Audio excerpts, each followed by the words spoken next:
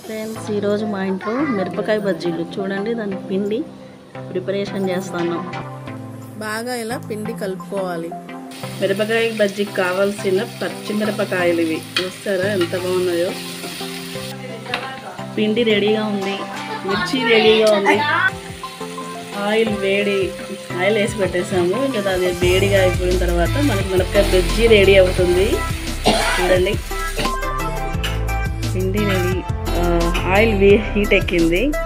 ఇప్పుడు మిరపకాయ బజ్జీలు ఆయిల్లో వేసుకోవాలి. ఇలా చూసారా ఎంత బాగా పొందుతున్నారు.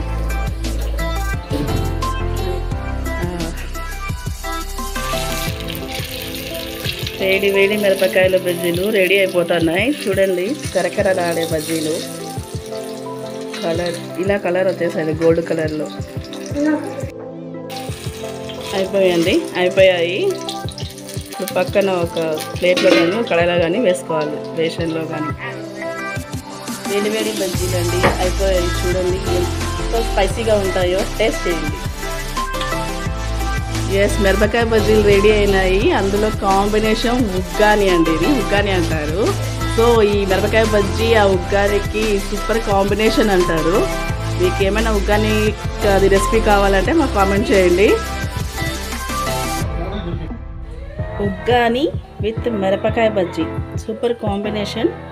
ఉగ్గాని ఎలా చేయాలో మీకు రెసిపీ కావాలంటే చెప్పండి, మా అనంతపూర్ స్టైల్లో మీకు పెడతాం. బాయ్ అండి. మా ఇంట్లో ఉగ్గాని బజ్జీలు చేస్తారు. నచ్చితే ప్లీజ్ లైక్, షేర్, సబ్స్క్రైబ్.